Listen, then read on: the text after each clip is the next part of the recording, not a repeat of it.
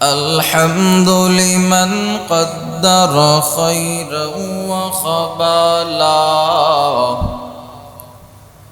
الحمد لمن قدر خيرا وخبالا، والشكر لمن صور حسنا وجمالا. والشكر لمن صور حسنا وجمالا. مقبول تو ہے شاذ ہے قابل تو بہت ہے. مقبول تو ہے شاذ ہے قابل تو بہت ہے. آئینہ کے مانندی تو نہیں دل تو بہت ہے. آئینہ کے مانندی تو نہیں دل تو بہت ہے. الفت میں برابر کے وفا ہو کہ جفا ہو. الفت میں برابر کے وفا ہو کہ جفا ہو. ہر چیز میں لذت ہے اگر دل میں مزہ ہو. ہر چیز میں لذت ہے اگر دل میں مزہ ہو. اللہ سبحانہ و تعالی সূরা আলে ইমরানের 31 নম্বর আয়াতের মধ্যে ঘোষণা দেন, কুল ইন কুনতুম তুহিব্বুনাল্লাহ ফাত্তাবিউনি ইউহিব্বুকুমুল্লাহ ওয়া ইয়াগফির লাকুম যুনুবাকুম ওয়াল্লাহু গফুর রহিম. আল্লাহ তাআলা আমার রাসূলের উপর আয়াত নাযিল করে জানাইয়া দেন, ওগো পয়গম্বর আপনি জানাইয়া দেন যে বান্দা আমি আল্লাহকে ভালোবাসতে চাই. ওগো পয়গম্বর যে বান্দা আপনি আমি আল্লাহকে ভালোবাসতে চাই, আপনার যেই উম্মত আমি আল্লাহকে ভালোবাসতে চাই, ওই বান্দা যেন আপনি নবীকে অনুসরণ করে আপনি নবীকে ভালোবাসে.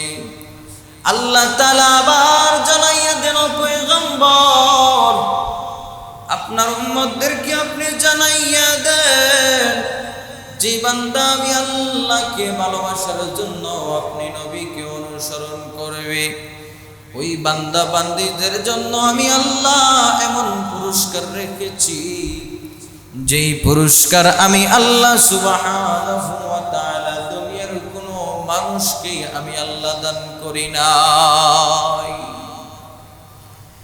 আল্লাহ তাআলা রাসূলের উপর আয়াত নাযিল করিয়া আল্লাহ বান্দা বান্দীদেরকে জানাইয়া দিলেন, ও বান্দা বান্দীরা রে, তোমরা যদি আমি আল্লাহকে অনুসরণ আমি আল্লাহকে ভালোবাসতে চাও, তাইলে তোমরা আমি আমার রাসূলের অনুসরণ করো.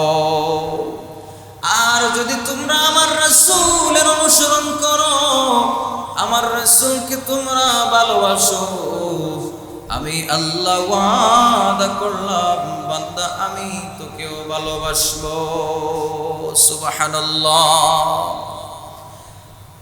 ও নবীর উম্মতের দল, আল্লাহ তাআলা যদি আপনাকে আমাকে ভালোবাসেন, দুনিয়ার সব মানুষ যদি আপনার আমার বিরোধিতা করে, আর যদি আপনারা আমার মালিক যদি আপনাকে আমাকে ভালোবাসেন, তাহলে দুনিয়ার तमाम মানুষ যদি আপনার বিরোধিতা করে আপনার কোনো যায় আসে না,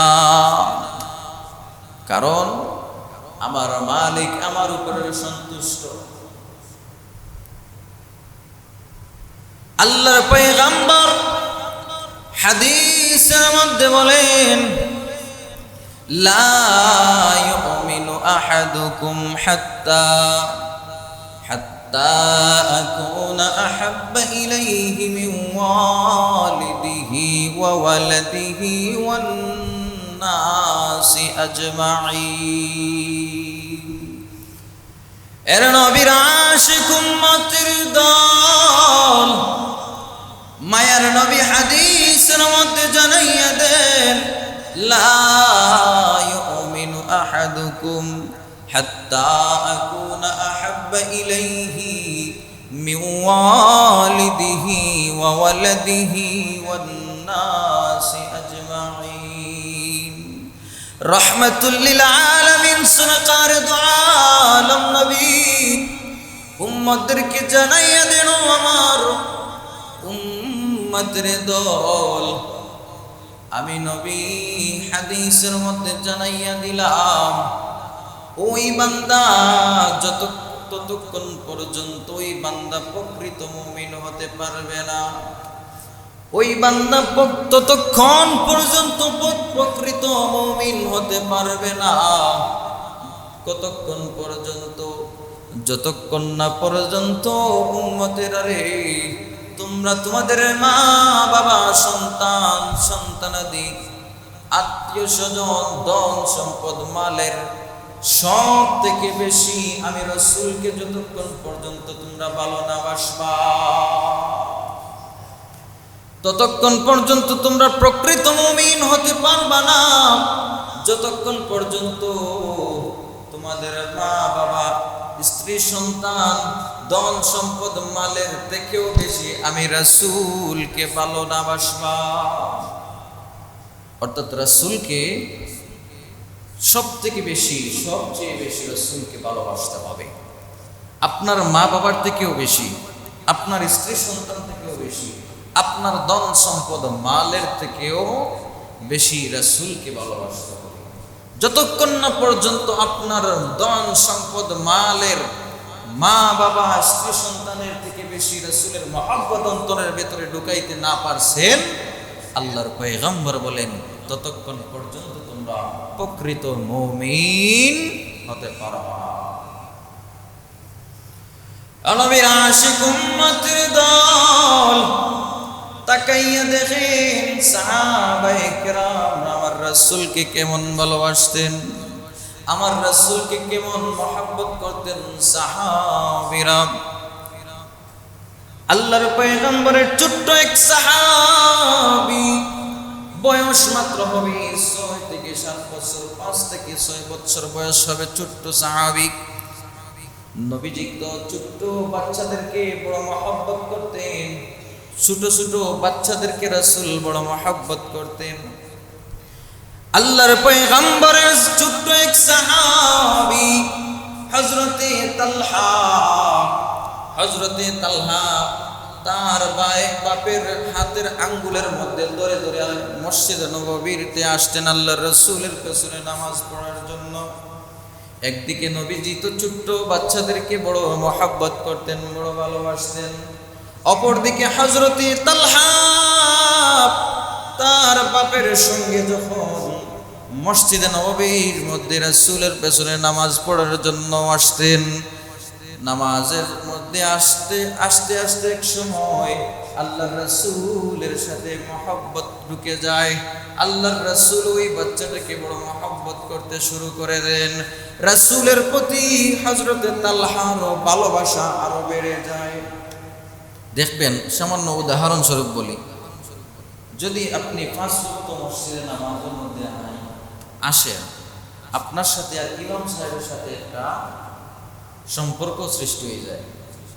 আপনার এক ওয়াক্ত নামাজে না দেখলে ইমাম সাহেব জিকাইবা কই আসলাবা।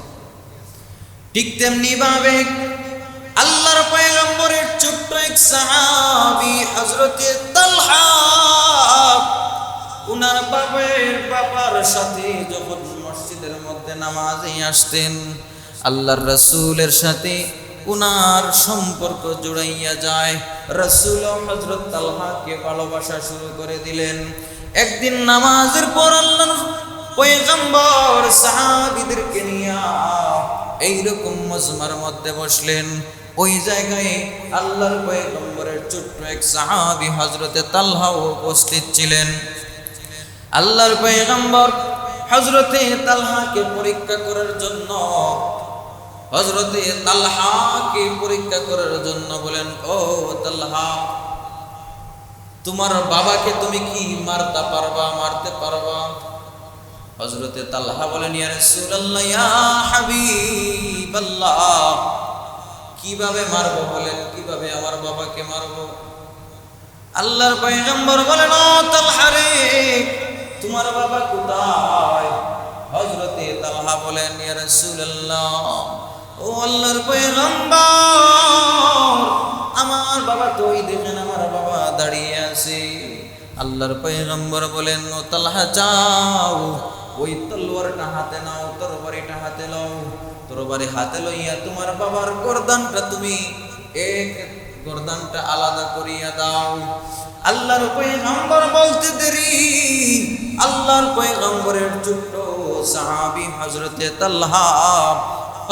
তালহা দৌড় দিয়ে তরবারিটা হাতে নিয়া ওনার বাবার দিকে দৌড়াইতে লাগলেন।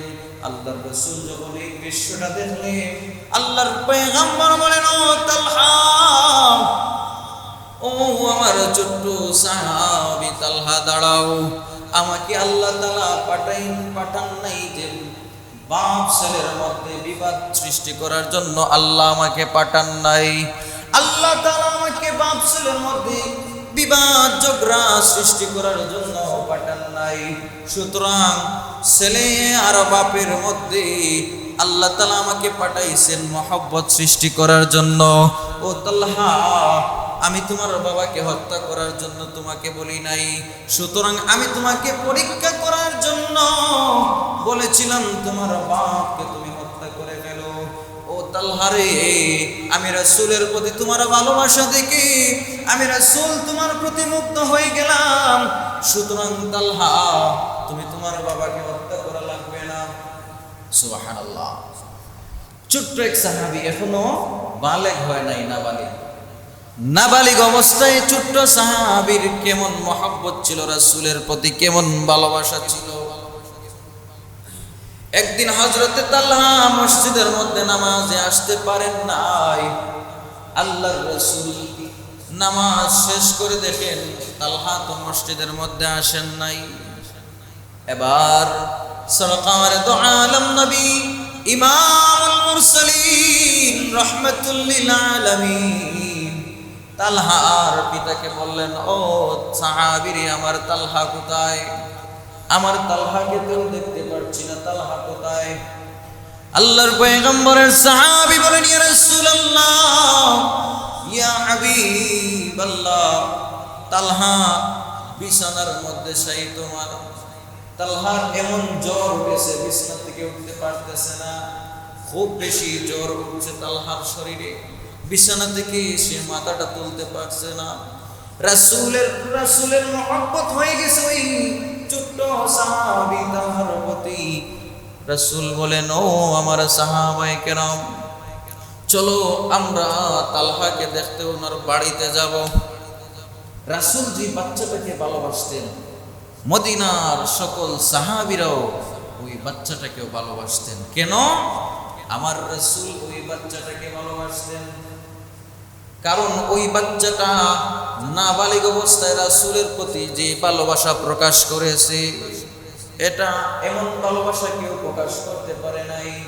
এজন্য রাহমাতুল লিল আলামিন ওই ছোট্ট সাহাবী তালহাকে বড় মহব্বত করতেন। আল্লাহর পয়গম্বর নামাজ শেষ করে বলেন, ও আমার সাহাবায়ে কেরামের দল, চলো চলো আমরা আজকে তালহার বাড়িতে যাব, তালহাকে গিয়ে দেখে আসবো। মসজিদে নববী থেকে তালহার বাড়ির দূরত্ব হলো 3 থেকে 4 কিলোমিটার দূরত্ব। নবীজি নামাজ শেষ করে সাহাবায়ে কিরামদেরকে নিয়ে হযরতে তালহার বাড়ির উদ্দেশ্যে রওনা দিয়ে দিলেন। হযরতে তালহার বাড়ি থেকে আল্লাহর রাসূল ছোট্ট বাচ্চা, ছোট্ট সাহাবী তালহাকে দেখলেন। তালহার কপালের মধ্যে আল্লাহর রাসূল হাত রাখলেন, তালহার কপালের মধ্যে আল্লাহর রাসূল চুমু খাইলেন।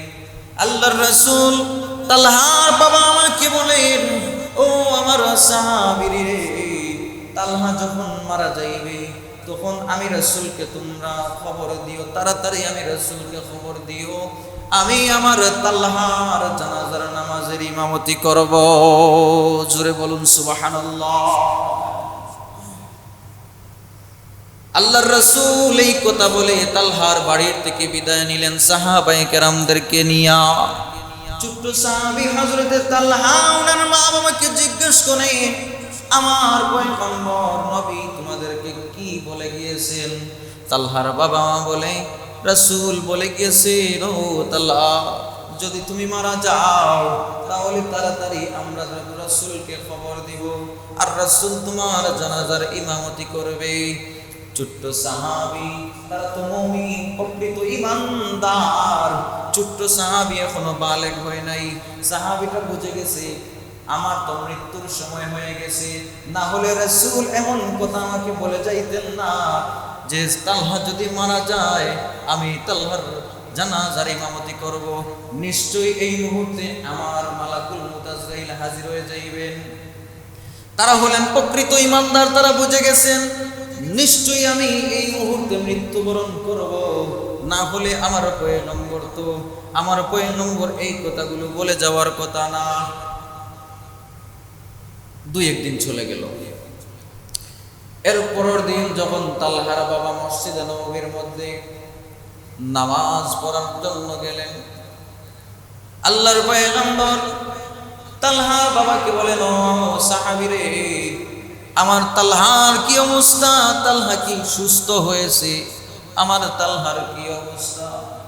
এবার তালহার বাবার চোখ দিয়ে টপ টপ করে পানি পড়তেছে, আর বলি, ইয়া রাসূলুল্লাহ, ইয়া হাবিবাল্লাহ, ও আল্লাহর পয়গম্বর, আপনার তালহা তো আর দুনিয়ার জমিনে নাই, আমার তালহা তো আর দুনিয়াতে বেঁচে নাই, তালহা তো চিরনিদ্রায় শায়িত হয়ে গেছে। আল্লাহর পয়গম্বর বলেন, ও সাহাবী রে, তালহা মারা গেছে, আমি নবী তো তালহার জানাজার নামাজের ইমামতি করার কথা, তাহলে কি হলো? তালহার বাবা বলে, ইয়া রাসূলুল্লাহ, ইয়া হাবিবাল্লাহ, আমি তালহার জানাজার ইমামতি করে তালহার জানাজার নামাজ পড়াইয়া আমি বাবা নিজ হাতে তালহাকে দাফন করে দিয়েছি। আল্লাহর রাসূল বড় কষ্ট পাইলেন। এবার রাহমাতুল লিল আলামিন বলেন, ও সাহাবী, আমি সামান্য একটু আবদার করেছিলাম আমি আমার তালহার জানাজার ইমামতি করব, আমি তো তেমন কিছু চাই নাই। তালহাও আমাকে বড় ভালোবাসতো, আমিও তালহাকে বড় ভালোবাসতাম। এত ভালোবাসার মধ্যে কেন তুমি আমার তালহার এই মারা যাওয়ার খবরটা আমাকে পৌঁছাইলা না? আল্লাহর পয়গম্বরের সাহাবী বলেন, ইয়া রাসূলুল্লাহ, ইয়া হাবিবাল্লাহ, আপনি বলেছিলেন তালহার নামাজের ইমামতি করবেন, কিন্তু আমার তালহা যখন মৃত্যুর শয্যায় শায়িত, মৃত্যুর আগে আমার তালহা ওসিয়ত করে গেছেন, তালহা যখন ইন্তেকাল করবেন আল্লাহর রাসূলকে যেন রাত্রিবেলা খবর দেওয়া না হয়।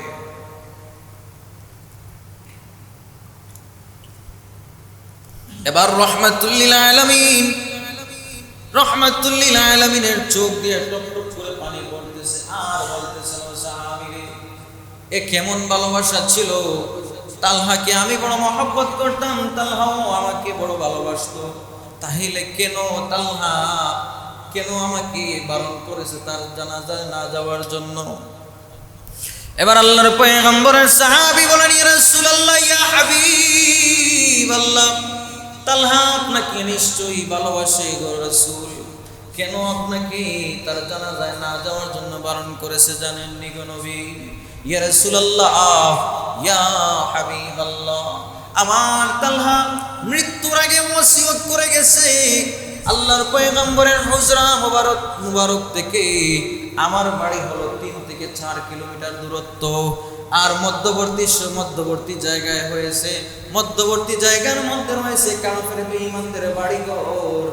আমার তালহা ওসিয়ত করে গেছে, যদি আমি মারা যাই আর ওই সময় তোমরা রাত্রিবেলা আমার নবীকে তোমরা যদি খবর দাও, আর নবী তো আমার মারা যাওয়ার খবর শুনে পাগলের মতো দৌড়ে আসতে থাকবেন। যদি তোমরা আমার নবীকে তোমরা খবর দাও, আর নবী যদি রাত্রিবেলা চলে আসেন আর রাস্তার মধ্যে কাফের বেঈমানরা আমার নবীর উপর আক্রমণ করে নবীকে যদি রক্তাক্ত করে, কিয়ামতের কঠিন ময়দানে আমি আল্লাহ তাআলার কাঁধের মধ্যে কি জবাব দেব? আল্লাহু আকবার। দেখেন কেমন ভালোবাসা ছিল সাহাবীদের রাসূলের প্রতি। আল্লাহর পয়গম্বর বলেন, ও আমার সাহাবীরে, আমার তালহার দাফনটা কোন জায়গায় দিয়েছো, কবরটা কোথায়? এবার সাহাবীদেরকে নিয়ে আল্লাহর পয়গম্বর বলেন, ও সাহাবায়ে কেরামের দল, চলো তোমরা আমার সাথে চলো, আমার তালহার কবরটা আমি জিয়ারত করব। আল্লাহর পয়গম্বর সাহাবীদেরকে নিয়ে তালহার কবরের সামনে দাঁড়াইয়া আল্লাহ তালহার কবর জিয়ারত করতেছেন, আর দুইটা হাত তুলি আল্লাহর কাছে দোয়া করতেছেন, ওগো মালিক, আমার নবুয়তির চক্ষু দিয়ে আমাকে দেখাইয়া দাও আমার তালহা কবরের মধ্যে কোন অবস্থায় আছে। আল্লাহ তাআলা আল্লাহর পয়গম্বরকে নবুয়তির চক্ষু দিয়ে দেখাইয়া দিলেন, তালহা জান্নাতের মধ্যে পাখির ন্যায় উড়তেছে। সুবহানাল্লাহ। আল্লাহ পয়গম্বর নবুয়তির চক্ষু দিয়ে এই দৃশ্যটা দেখে কান্নার মধ্যে মুস্কি হাসতেছে। সাহাবায়ে কেরাম বলেন, ইয়া রাসূলুল্লাহ, আপনি কান্নার মধ্যে মুস্কি হাসেন কেন? সাহাবায়ে কেরামদেরকে পয়গম্বর বলেন, ও আমার কলেজার টুকরা সাহাবীরা রে, আমি রাসূল যা দেখতে পাই তোমরা তা দেখতে পাও না। আমি রাসূল দেখতেছি, আমি রাসূলকে আল্লাহ তাআলা আমাকে নবুয়তির চক্ষু দিয়ে দেখাইয়া দিয়েছেন, আমার তালহা জান্নাতের মধ্যে পাখির মতো উড়াউড়ি করতেছে। জোরে বলুন সুবহানাল্লাহ। এর কারণ হচ্ছে রাসূলের প্রতি তাদের ভালোবাসা। রাসূলের প্রতি তাদের প্রকৃত ভালোবাসা ছিল, তারা জান দিয়ে দিবে রাসূলের জন্য।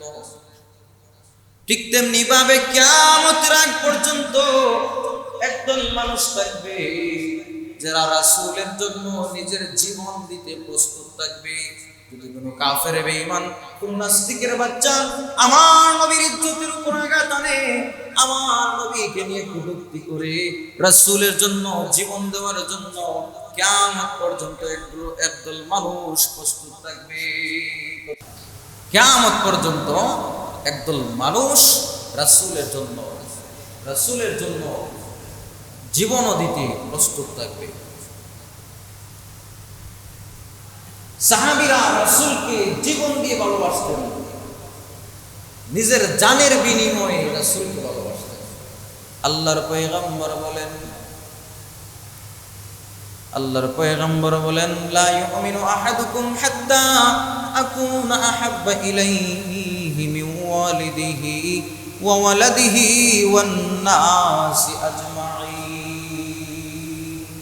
তোমরা ওই সময় পর্যন্ত প্রকৃত মুমিন হতে পারবা না যতক্ষণ না পর্যন্ত তোমরা আমি রাসূলকে তোমাদের মা বাবা স্ত্রী সন্তান নিজের জান মালের থেকেও বেশি ভালোবাসবা।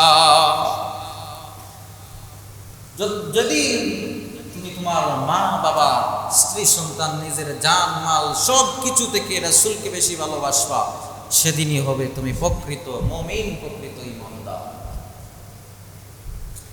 আজকে আপনি আমি রাসূলকে ভালোবাসিনি না, মুখ দিয়া হয়ে কিন্তু অন্তর দিয়া ভালোবাসি না। রাসূলের বিরোধিতা করি, সাহাবায়ে কেরামদের বিরোধিতা করি। আল্লাহ সুবহানাহু ওয়া তাআলা কোরআনের মধ্যে ঘোষণা দেন, আমি আম্বিয়ায়ে কেরামদেরকে তামাম নবী রাসূলের সামনের পেছনের সমস্ত গুনাহ মাফ করে দিয়ে তাদেরকে পবিত্র বানাইয়া দুনিয়ার মধ্যে প্রেরণ করেছি তাদেরকে পবিত্র বানাইয়া। তারা হলেন মাসুম, তাদের কোনো গুনাহ নাই, তারা হলেন গুনাহ থেকে পবিত্র, গুনাহ থেকে পবিত্র। আর সাহাবায়ে কেরাম হলেন, সাহাবায়ে কেরামদেরকে আমি আল্লাহ তাদের উপর রাজি আর খুশি হইয়া তাদের সমস্ত গুনাহ আমি আল্লাহ তাআলা মাফ করিয়া দিয়া তাদেরকে দুনিয়ার থাকা অবস্থায় জান্নাতের সুসংবাদ দিয়া দিছি। সুবহানাল্লাহ।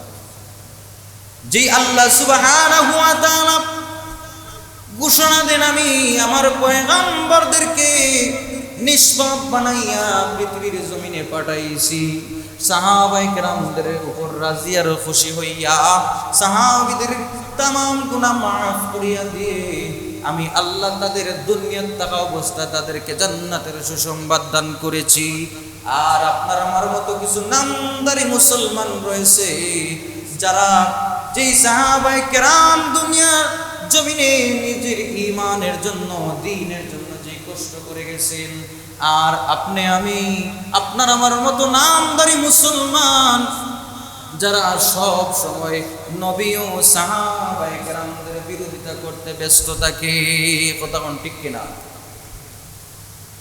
যারা নবীদেরকে মাসুম মানে না, যারা সাহাবায়ে কেরামদেরকে মিয়ারে হক সত্যের মাপকাঠি মানে না, যারা নবীদের বিরোধিতা করে নবীরা মাসুম নাই এই কথা বলে, এই বিশ্বাস নিজের অন্তরের মধ্যে লালন করে, সাহাবায়ে কেরাম সত্যের মাপকাঠি না এই বিশ্বাস নিজের অন্তরের মধ্যে লালন করে, নবীর বিদ্বেষ পোষণ করে, সাহাবায়ে কেরামদের বিদ্বেষ পোষণ করে, খোদার কসম করে বলি ওই বান্দা কখনো মুসলমান হতে পারে না, ওই বান্দা নাস্তিক ইহুদিদের দালাল। ঠিক কিনা?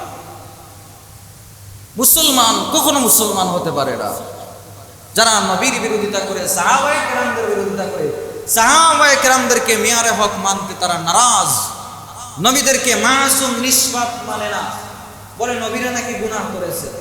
নাউযুবিল্লাহি মিন যালিক। অথচ আল্লাহর পয়গম্বর বলেন লা ইউমিনু আহাদুকুম হাত্তা আকুনা আহাব্বা ইলাইহি মিন ওয়ালিদিহি ওয়া ওয়ালাদিহি ওয়ান নাসি আজমাইন। যারা আমি রাসূলকে তার সব কিছু থেকে, তার জীবন থেকে যারা আমাকে ভালো না বাসবে তারা প্রকৃত ঈমানদার, প্রকৃত মুমিন নয়। এখন হোকেছেন আমার কথা ঠিক আছে নি? যারা নবীর বিরোধিতা করে, সাহাবায়ে কেরামদের বিরোধিতা করে, তারা মুসলমান হতে পারে না, তারা নাস্তিক। রাসূলের হাদিসের কথা, আমার নিজের কোনো বানানির কথা নেই, আমি নিজ থেকে কোনো কথা বলতেছি না, রাসূলের হাদিসের কথা। আম্বিয়ায়ে কেরাম আলাইহিস সালামরা দুনিয়ার জমিনে, সাহাবায়ে কেরামরা দুনিয়ার জমিনে দ্বীন ইসলাম ঈমানের জন্য কষ্ট করে গিয়েছেন, নিজের জান দিতে প্রস্তুত, কিন্তু ঈমান বিক্রি করতে প্রস্তুত না। কিন্তু আমরা কি করি? আমরা সব সময় নিজের ঈমানের দ্বীনের 12টা বাজানির লাগিয়া সব সময় নিজের ব্যস্ত রাখি। ঠিক না? নিজের ঈমানের 12টা বাজানি লাগি সব সময় নিজরে ব্যস্ত রাখি। ঈমানের 12টা কোন সময় বাজে? ছোট্ট একটা এক্সাম্পল দিয়া দেই। যখন আমরা দেশের নির্বাচন আইব ওই সময় দেখবাই আমরা ঈমানের 12টা আমরা কিলা বাজাই। আমরা গান গাইমু আরো জনের 5 টাকার সার কাপ কইয়া তার কাছে ভোট বেচিলাই। নিজের ঈমানের 12টা বাজাই। মসজিদ আইয়া আমরা মুসলমান তো মসজিদ আইয়া আল্লাহরে সিজদা করি, আর দুর্গা পূজার কিয়া তারা দেবতারে পূজা করি। নাউযুবিল্লাহি মিন যালিক। মসজিদ আইয়া আল্লাহরে সিজদা করি, আর দুর্গা পূজার মধ্যে গিয়া হই রোজা আর পূজা মুদ্রার এপিট আর ওপিট। নাউযুবিল্লাহি মিন যালিক। এটা ঈমানের সাথে সাংঘর্ষিক কথা। বলেন তো রোজা কি? রোজা কি? রোজা কি? আল্লাহ তাআলার ফরজ বিধান। রোজা ফরজ না? রোজা ফরজ না? আল্লাহ তাআলার ফরজ বিধান হচ্ছে রোজা। আর পূজা কিটা? আল্লাহর সাথে শিরিক করার নাম হচ্ছে পূজা। শিরিক আর আল্লাহ তাআলার ফরজ বিধান সমান নেই। এই বোতলের কসাইটা রসাই না,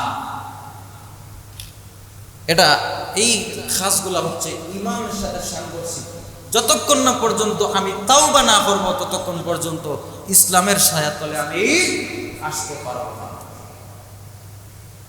আল্লাহ তাআলা আমাদের সবাইকে, ও মুসলমান ভাইরা আমার, অনেকে রাগ করতে পারে অনেকে কথাগুলা হওয়ার পরে, কিন্তু একটাবার চিন্তা করেন, আল্লাহ সুবহানাহু ওয়া তাআলা আপনাকে আমাকে যে মেধা দান করেছেন, যে ব্রেন দিয়েছেন, এমন মেধা আল্লাহ তাআলা দুনিয়ার কোনো মাখলুকাতকে দান করেন নাই।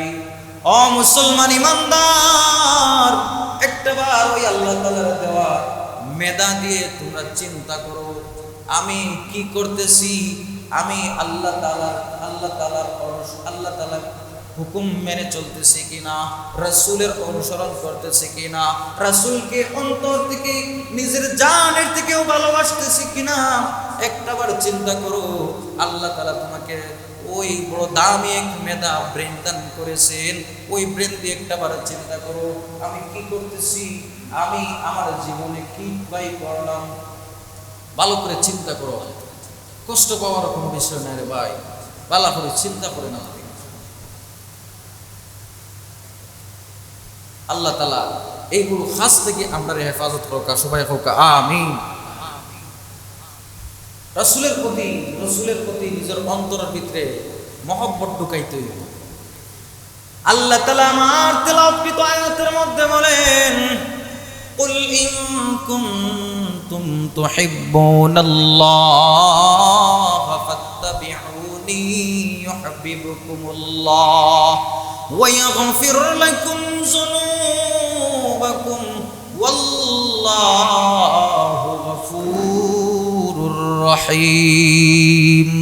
আল্লাহ তাআলা রাসূলের প্রতি আয়াত নাযিল করিয়া জানাইয়া দেন, ওরে পয়গম্বর, আপনার যে উম্মত, আমার যে বান্দা, আমি আল্লাহকে ভালোবাসতে চাই, আমি আল্লাহকে পাইতে চাই, আপনি জানাইয়া দেন ওই বান্দা আর ওই আপনার উম্মত যেন আপনি রাসূলকে ভালোবাসে, আপনি রাসূলকে অনুসরণ করে। আপনি জানাইয়া দেন যদি কোনো বান্দা আপনাকে অনুসরণ করে আর আপনাকে অনুসরণ করার মাধ্যমে আমি আল্লাহকে ভালোবাসতে চাই, আপনি আপনার উম্মতদেরকে জানাইয়া দেন, আমি আল্লাহ তাদেরকে এমন পুরস্কার দান করব যেই পুরস্কার দুনিয়ার কেউ কাউকে দেয় না। আমি আল্লাহ ওই বান্দাদেরকে ভালোবাসা শুরু করে দিব। জোরে বলুন সুবহানাল্লাহ।